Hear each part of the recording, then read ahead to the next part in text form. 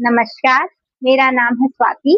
स्वागत है आप सभी का माइंडफुल एक्सप्लोजन के प्लेटफॉर्म पर।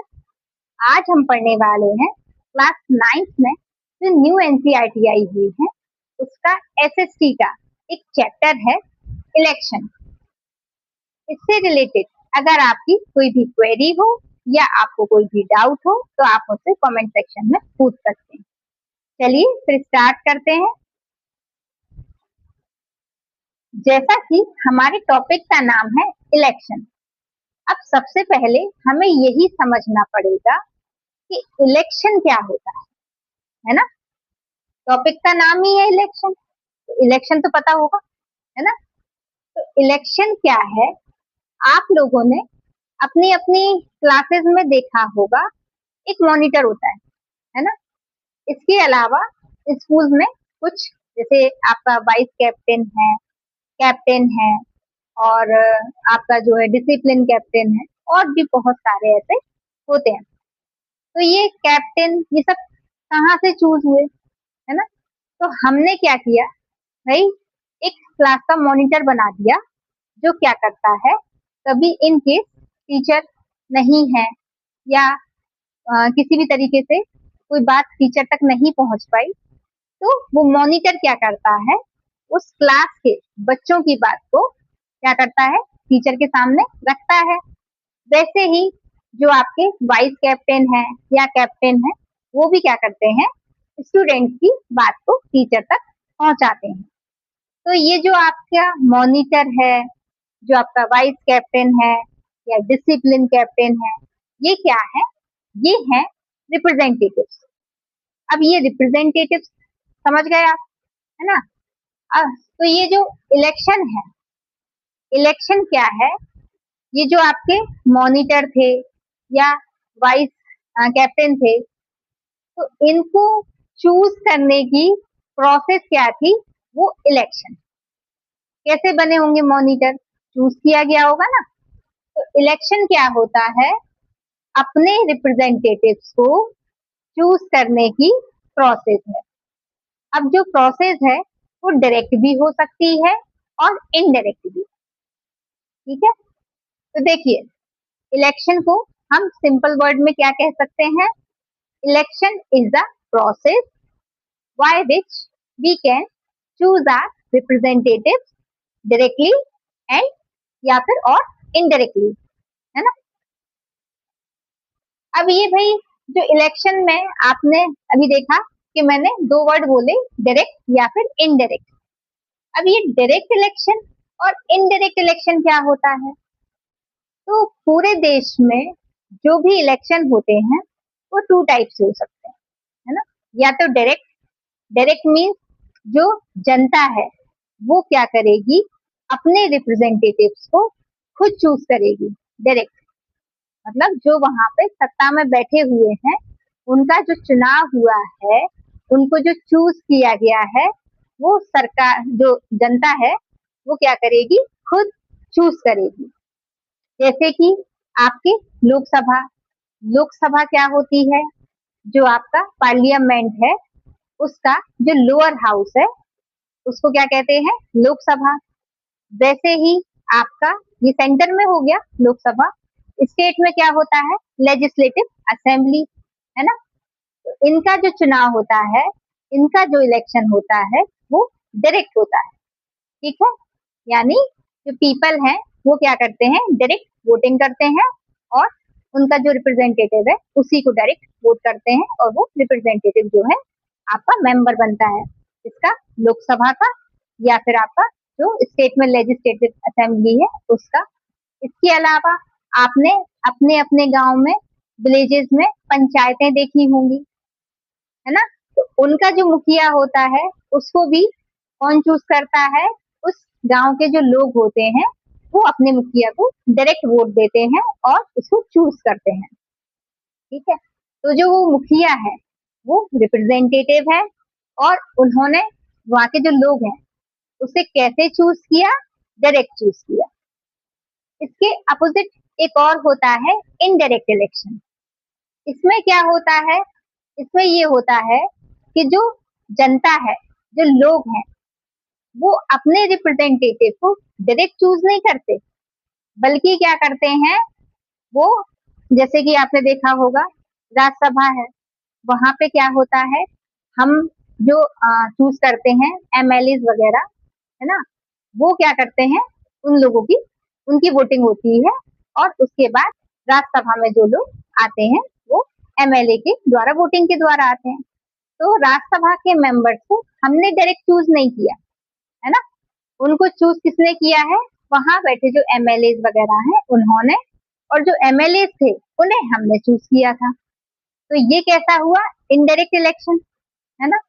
तो इनडायरेक्ट इलेक्शन जैसे कि आपका प्रेसिडेंट का इलेक्शन है, वाइस प्रेसिडेंट का इलेक्शन है, राज्यसभा जो कि upper house of the parliament होती है, इसके अलावा स्टेट में आपकी लेजिस्लेटिव काउंसिल होती है। तो इन सब का इलेक्शन कैसे होता है, इनडायरेक्ट इलेक्शन से। तो आपको समझ में आया कि इलेक्शन क्या होता है, और इलेक्शन टू टाइप का हो सकता है, डायरेक्ट इलेक्शन, दूसरा इनडायरेक्ट इलेक्शन। अब ये जो आपने, ये मैंने अभी जो वर्ड बोले, लोकसभा, लेजिस्लेटिव असेंबली, पंचायत, ये प्रेसिडेंट, ये सारे के सारे पार्लियामेंट का एक टॉपिक पढ़ा हुआ है।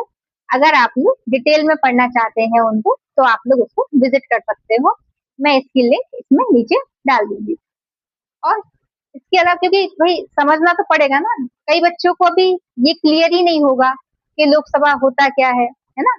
तो इसलिए आप लोग जो डिटेल में पढ़ने के इच्छुक हो, या जिनको समझ में नहीं आ रहा हो, तो वो लोग उसको विजिट कर सकते हैं। इसके बाद आता है आपका कि भाई ऐसी क्या नीड थी जिसकी वजह से हमें इलेक्शन की जरूरत पड़ती है ना, क्या ऐसी जरूरत है जिसकी वजह से इलेक्शन कराने जरूरी है। तो देखिए, अगर सोचिए कोई ऐसा, अब सारे के हमारा जो देश है वो तो बहुत बड़ा है, अब सारे के सारे लोग, तो जनता जो है पूरी की पूरी तो वहां पे नहीं पहुंच सकती ना गवर्नमेंट के पास, है ना, अपनी बात को रखने के लिए।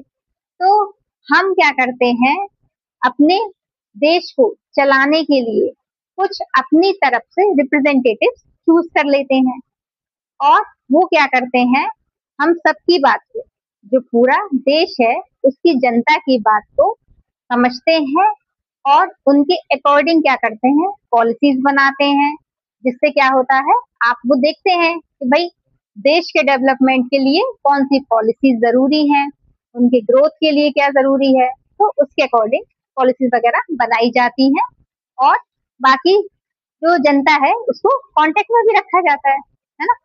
तो इसलिए हमें क्या है, अपने रिप्रेजेंटेटिव्स को चूज करने के लिए इलेक्शन की जरूरत होती है।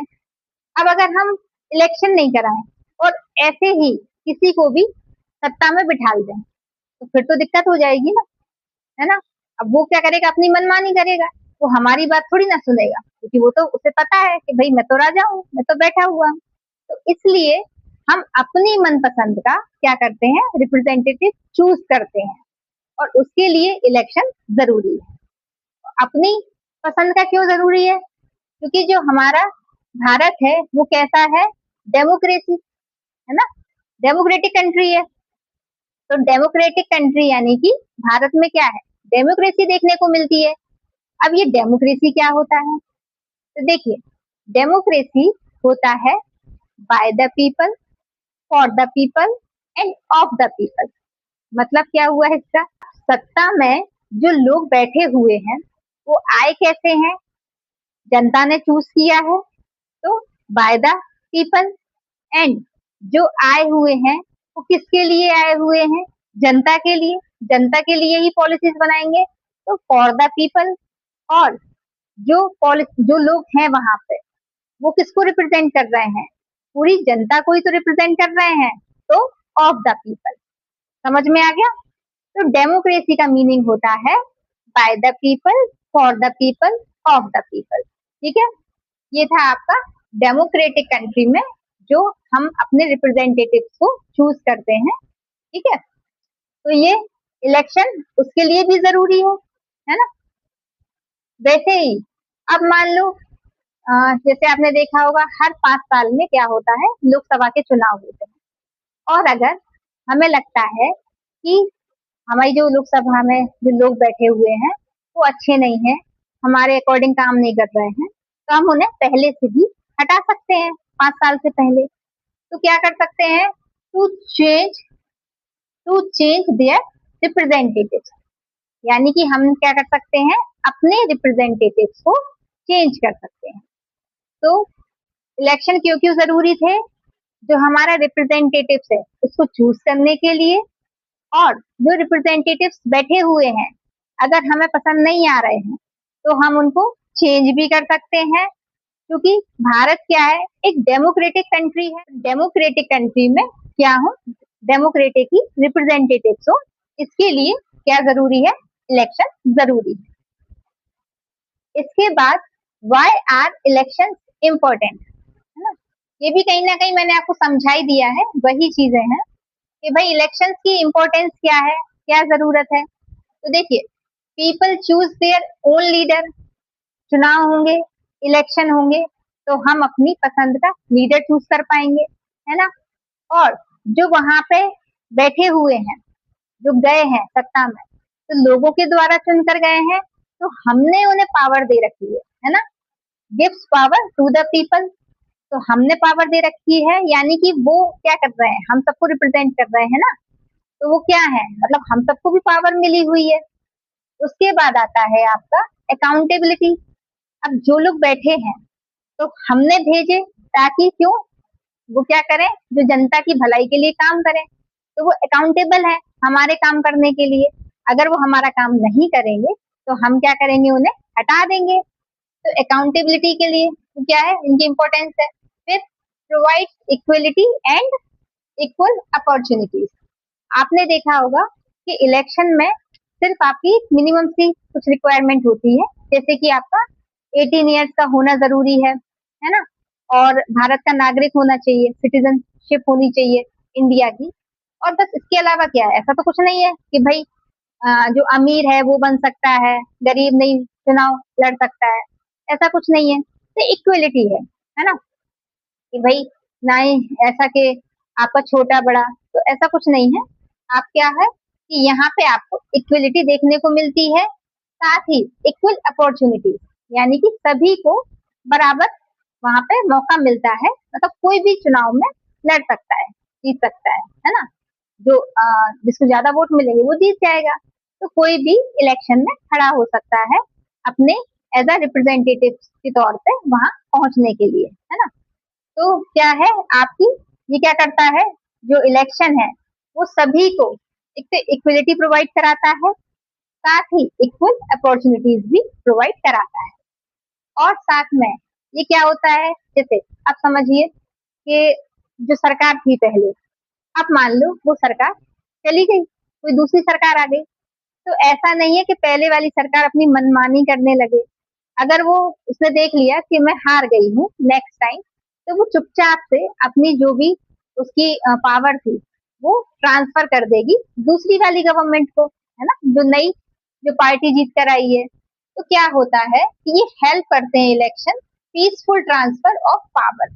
और कोई एक ही व्यक्ति के हाथ में पावर भी नहीं रहती है ना, कि एक ही व्यक्ति है बस मैं ही हूँ सब कुछ, तो ऐसा भी नहीं होता है। साथ ही ये क्या करता है, देखो इसमें डेमोक्रेसी को भी क्या मिलती है, स्ट्रेंथ मिलती है, पावर मिलती है। डेमोक्रेसी वही अभी मैंने समझाया कि लोगों की गवर्नमेंट है, लोगों के द्वारा चूज की गई है और लोगों के लिए ही है। तो क्या हो रहा है, डेमोक्रेसी में भी क्या आ रही है, पावर आ रही है, मजबूती आ रही है। इसके बाद अगर इलेक्शन ना हो तो क्या हो सकता है, तो देखो अब आप खुद सोचिए, अगर इलेक्शन ना हो, एक बार मतलब जो चूज कर लिया गया है जो भी, वो कभी सत्ता से नीचे आना चाहेगा, नहीं आना चाहेगा। तो ऐसे में तो फिर वो क्या हो जाएगा, निरंकुश हो जाएगा, है ना। वो क्या करेगा, अपनी मनमानी करने लगेगा। तो क्या होगा, सबसे पहले तो क्या है कि उसका, देखो जैसे leader can misuse power, power का क्या कर सकता है वो, जो लीडर है सत्ता में जो बैठा हुआ है वो क्या कर सकता है, मिसयूज कर सकता है। वैसे ही, और जब कोई पता है कि भाई कोई इलेक्शन होने ही नहीं है, तो कौन कोई रिप्रेजेंट एक दूसरे को कर ही नहीं रहा है, तो वहां पे कोई एक दूसरे मतलब आंसरेबल कौन होगा, कौन हमारे सवालों का जवाब देगा, हमारे जैसे कोई डेवलपमेंट से रिलेटेड है, मान लो सड़कें नहीं बनी हुई हैं कहीं पे, तो सड़कों का मुद्दा है, किसके पास लेकर आप जाओगे? कौन आपको कहेगा कि हाँ भाई सड़क बन जाएगी या बिजली पहुंच जाएगी, है ना? तो ये क्या होता है, अकाउंटेबिलिटी जो है वो कौन, जो आंसर है, आंसरेबल जो है वो कोई रह ही नहीं जाएगा। फिर नो इक्वलिटी, नो जस्टिस। अब जो बना हुआ बैठा है वो अपने सत्ता से उतर ही नहीं रहा है, वो छोड़ेगा क्या पद? तो इक्वलिटी नहीं रह गई, है ना? और फिर जो बनना और भी तो बन सकते थे, उनको न्याय मिलेगा क्या? नहीं ना, उनके साथ अन्याय हो रहा है, तो जो बन के बैठ गया बस वही बैठा हुआ है, कोई और दूसरा आ ही नहीं सकता। तो अनजस्टिस सही है ना, ठीक है, तो अनजस्टिस है वो। उसके बाद अनरेस्ट, कॉन्फ्लिक्ट और डिक्टेटरशिप में राइज। अभी वही मैंने समझाया कि जो अपनी सत्ता पे बैठा होगा तो उसमें अहम आ जाएगा, वो क्यों नीचे उतरना चाहेगा? वो नहीं आएगा ना, है ना? तो वो सोचेगा मैं ही सब कुछ हूँ, तो सारी पावर तो मेरे पास है, वो कुछ भी कर सकता है, तो इसमें प्रॉब्लम क्रिएट हो सकती है ना? फिर है यहाँ पर डेमोक्रेसी विल एंड। अब जो यहाँ पे लोग अपनी बात को रख रहे थे, लोगों को ये था कि अगर ये अच्छा काम नहीं करेगा तो मैं हटा दूंगा, अब ये सब चीजें तो हट ही गई, है ही नहीं, तो डेमोक्रेसी कहाँ रह गई?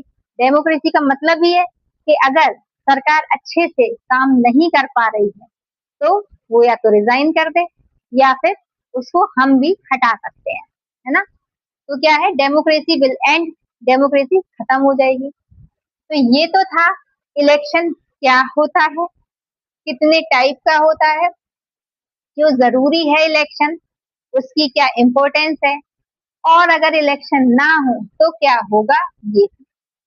अब हम पढ़ेंगे जो इलेक्शन होता है वो कैसे होता है, कितने टाइप का होता है ना? तो देखिए, जो इलेक्शन है, हाउ टू डिसाइड विनर, ये कैसे पता चलता है कि कौन जीता? तो आपके तीन टाइप के इलेक्शन हैं। तो देखिए, फर्स्ट है FPTP। इसका क्या मतलब है? First past the post. इसमें क्या होता है, जितने भी आपके कैंडिडेट्स हैं, जैसे मैंने तीन ले रखी हैं एग्जाम्पल के तौर पर, ज्यादा भी हो सकते हैं, तो जैसे तीन या चार, वैसे आप ऐसे समझिए आपके मॉनिटर के लिए ही क्या हुए, तीन से चार लोग, तीन लोग खड़े हुए हैं, ठीक? अब इसमें सबसे ज्यादा वोट जो है आपके, इसको बी वाले को मिले, है ना? तो ये क्या होगा, बी वाला आपको दिख रहा है यहाँ पे। ए वाले को कितने मिले हुए हैं? 5200। बी वाले को कितने मिले हुए हैं? 7300। एंड सी वाले को मिले हुए हैं 3800। तो आप खुद सोचो सबसे ज्यादा वोट किसे मिले हैं इसमें? बी वाले को 7300। तो फर्स्ट पास्ट द पोस्ट में क्या होता है, जिस भी कैंडिडेट को सबसे ज्यादा वोट मिले होंगे वही क्या होता है, विनर हो जाता है। ये वाला जो आपको सिस्टम है कहाँ देखने को मिलता है? यूके में और इंडिया में। हमारे यहाँ भी आपने देखा होगा, लोकसभा की जो सीट्स होती हैं उन पर जब इलेक्शन होते हैं तो क्या होता है कि जो पार्टी सबसे ज्यादा वोट लेकर आती है, बस हमारा ये है कि हमको 50+1 एक लेके आना होता है, तो उतना हो जाना चाहिए। ये कोटा होता है कि टोटल वैलिड वोट्स में जितनी सीट्स हैं फिल करने की, उसमें वन ऐड करके अगर हम डिवाइड करेंगे, जो वैल्यू आएगी उसमें वन ऐड कर देंगे, तो ये क्या होता है, मैक्सिमम वोट्स टू विन। मतलब आपको यहाँ पे क्या होगा कि मैक्सिमम वोट्स टू विन, जीतने के लिए मैक्सिमम वोट कितने चाहिए, ये निकल आता है कोटा, ठीक? अब ये जो first post the past system में क्या था कि जो भी कैंडिडेट को क्या होगा, सबसे ज्यादा वोट मिले होंगे वो विनर हो जाएगा।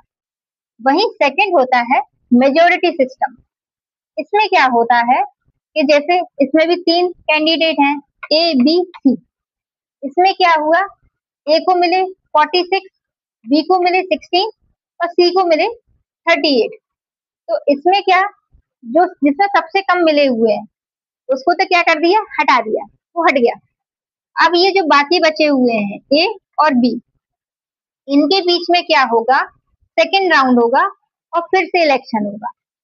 इन दोनों में, क्योंकि अभी तीनों के पास क्या था, 50 प्लस मतलब 50% प्लस 1 वोट नहीं थे, तो इस वजह से जैसे हमने ये तीनों क्या है, ये 100 में से निकाले थे, तो 100 में से तीनों मतलब किसी एक के पास भी अगर 50 प्लस 1 यानी कि 51 वोट हो जाते तो ये जीत जाते, बट किसी के पास भी नहीं थे, तो क्या होगा, जिसके पास जो सबसे नीचे था, सबसे कम थे, उसको हटा दिया, बाकी जो बचे हुए हैं उनके बीच में सेकेंड राउंड में फिर से क्या होगा, आपकी वोटिंग होगी, और जिसको सबसे ज्यादा वोट मिलेंगे, अब जैसे दो ही बचे थे, तो दो में से अगर दो में से मिल ही जाएंगे, है ना, तो दो में मतलब इनको क्या चाहिए होता है, 50 प्लस 1 वोट चाहिए पड़ते हैं, कितने, 50% प्लस 1, 51 नहीं, 50% प्लस 1, ठीक है, तो जिसके पास भी 50% प्लस 1 वोट आ जाएंगे वो जीत जाएगा।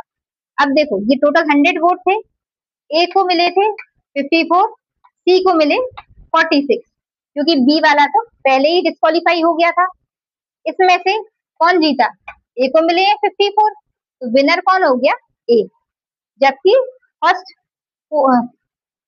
First past the post system में किसको मिले थे, सबसे ज्यादा वोट बी को मिले थे, और बी क्या हो गया था, विनर हो गया था। इसके बाद आपका आता है थर्ड, प्रोपोर्शनल रिप्रेजेंटेशन।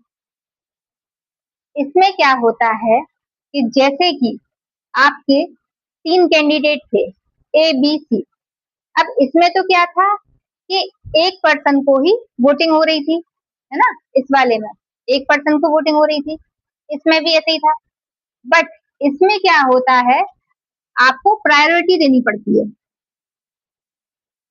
जिस पर्सन के लिए वोटिंग हो रही है, पर्सन के लिए नहीं, पोस्ट के लिए हो रही होगी, है ना, पोस्ट पे कुछ लोग होंगे, कैंडिडेट्स होंगे जो अपने लिए चुनाव लड़ रहे होंगे, तो जैसे 3 लोग थे, ए बी सी, ये इलेक्शन लड़ रहे थे किसी पोस्ट के लिए, अब इनके लिए जो वोट करेंगे वो क्या होगा, यहाँ पर एक आपको पेज मिलेगा जिसमें ए बी सी तीनों के नाम लिखे होंगे, और यहाँ पे आपको प्रायोरिटी देनी पड़ेगी कि पहले पे कौन है, दूसरे पे, मतलब यानी कि आप इनमें से सबसे पहले किसे देखना चाहोगे, तो जैसे मैंने कह दिया मुझे ए जो है वो ठीक लगता है, ये जो है ए अच्छा काम कर रहा है, ठीक है, तो मैंने इसको first they the, second position मैंने थर्ड को दे दी, ठीक, फिर मैंने कहा अगर चलो मान लो ए नहीं जीत पाया इलेक्शन तो सी भी चलेगा, ठीक है, वो भी अच्छा काम कर रहा है, उससे कम है लेकिन ठीक है,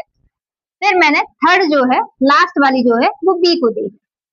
अब अगर ए को फर्स्ट उस पे कितने लोगों ने पसंद किया, उसको 40 लोगों ने जो है पसंद किया, ठीक है, बी पर जो बी वाला पर्सन है उसको फर्स्ट पोजीशन पे 35 लोगों ने पसंद किया, और सी वाले को फर्स्ट पोजीशन पे 25 लोगों ने पसंद किया, तो क्या होगा, ऐसे में जो सबसे लास्ट वाला है उसकी, जो सी वाला था, सी को 25 लोगों ने तो फर्स्ट पोजीशन पे पसंद किया था, अब उसी के जो पेपर्स हैं उसमें ये देखा जाएगा सेकंड जो रैंक है उस पे किसको पसंद किया है, ए वाले को या बी वाले को।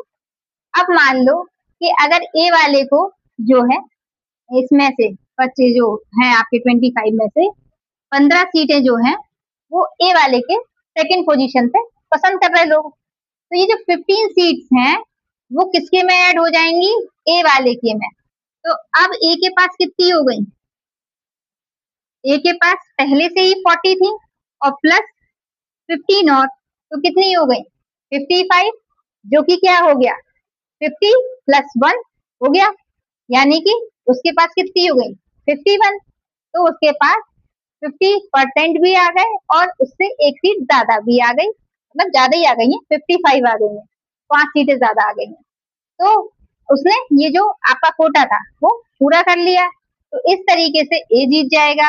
और अगर वही सेकंड पोजीशन पे जो है इसमें बी को अगर सीटें ज्यादा मिली होती, इसको कम मिली होती, अब देखो अगर 25 में से 15 सीटें ए को मिली थी तो बची कितनी 10 बी को मिली होंगी, तो 10 की अगर हम 10 जो बी वाला है उसमें 10 ऐड कर देंगे तो 45 ही हो रहा है ना। तो इस तरीके से बी को कम मिली, तो विनर कौन हो गया? ए। तो ये था आपका कि जो आपका सिस्टम है कैसे इलेक्शन होता है, तो उसके 3 टाइप थे, ये मैंने आपको अच्छे से समझाया। आगे नेक्स्ट वाली क्लास में हम जो आपका इलेक्शन कमीशन होता है, उसके कुछ आपकी एप्लीकेशंस वगैरह हैं, वो सब हम अच्छे से डिटेल में पढ़ेंगे। और अगर आपको वीडियो अच्छा लगा हो तो वीडियो को लाइक कर दें, ज्यादा से ज्यादा लोगों को शेयर करें, ताकि जो भी न्यू अपडेट्स है वो आप सभी को रेगुलरली मिलती है।